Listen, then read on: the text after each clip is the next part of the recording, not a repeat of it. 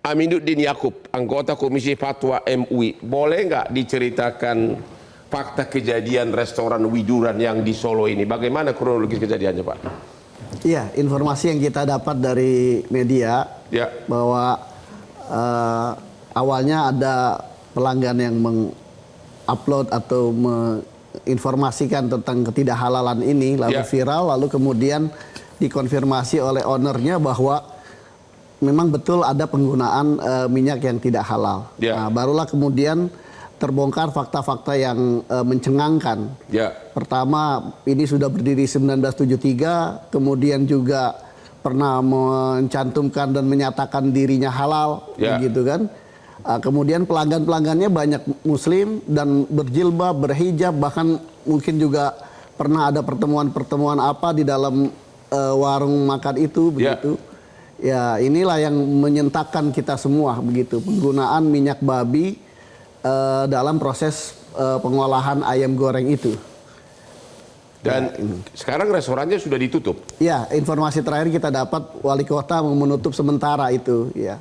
Nah, karenanya kami dari Majelis Ulama Indonesia meminta bahwa ini ada unsur kesengajaan kami melihatnya. Kemudian ini jelas melanggar Undang-Undang Perlindungan Konsumen, melanggar Undang-Undang Nomor 33 2014 tentang jaminan produk halal. Dan ketentuannya sudah tegas. Kalau memang ada penggunaan yang non halal, dia harus mendeklar dan menyampaikan kepada pelanggannya bahwa ini ada penggunaan non halal. Artinya bukan dilarang seseorang itu berjualan produk yang tidak halal, tetapi dia harus menjelaskan kepada konsumen di outletnya gitu tentang ketidakhalalan itu, begitu. Untuk warga Muslim yang sudah mungkin sering mengkonsumsi yang tidak halal tersebut, apa yang harus mereka lakukan sekarang ini? Ya, pertama tentu kalau dalam Islam, kalau satu perbuatan dilakukan karena tidak tahu atau lupa atau sangat terpaksa, berdasarkan hadis Nabi, rufi'an ummati al-khata wa nisyan wa mastukriha minhu, ya dia tidak berdosa karena dikonsumsi karena ketidaktahuannya, begitu. Ya tentu sebagai seorang Muslim, ya apapun kesalahan, ya mungkin kita perlu bertaubat ya, atau tahu atau tidak tahu.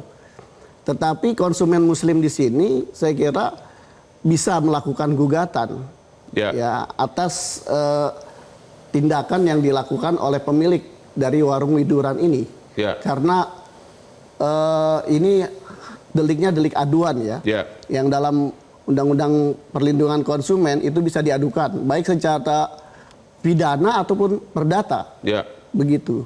Dan kita berharap ini diberikan tindakan yang tegas, baik secara administratif maupun secara hukum. Ya, karena ini harus memberikan efek jerak. Apakah Majelis Ulama Indonesia tidak inisiatif untuk menempuh upaya hukum? Ya, ini beberapa komponen masyarakat sudah melakukan dan melaporkan ini, begitu. Dan kita harapkan ini bisa segera ditindaklanjuti oleh pihak yang berwajib untuk segera dilakukan penindakan hukum. Karena apa? Karena sekali lagi ini sering terjadi sesungguhnya. Karena kebetulan viral saja gitu. Dan banyak terjadi di banyak tempat, begitu.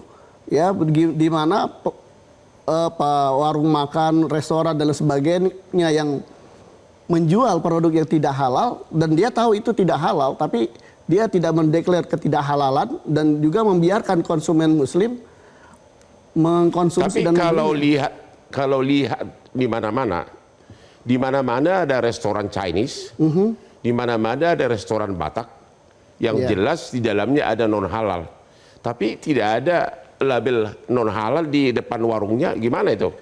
Label non halal itu bukan berarti ada sertifikasi non halal. Dia mendeklar ada B2 misalnya, atau dia menyatakan tidak halal, begitu.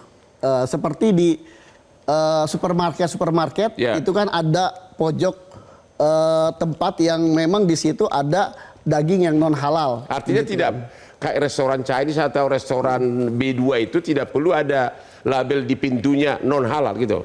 Harus ada kalau memang dia menjual daging yang menggunakan. Tapi nggak pernah di mana-mana ada restoran. Nah, itulah yang kemudian penegakan hukumnya, pengawasan dari BPJPH, kemudian dari Badan POM ini perlu dilakukan. Ya. Dan Undang-Undang 33 2014 itu sesungguhnya 2019 sudah boleh wajib, tapi kemudian mengingat banyak hal teknis yang belum selesai, akhirnya ditunda di 2026, di mana seluruh makanan, minuman, untuk makanan dan minuman ya, itu sudah wajib bersertifikat halal. Kecuali memang dia menjual produk yang non halal, maka dia harus mencantumkan tanda non halal di depan restorannya atau di kemasannya atau di dalam produknya.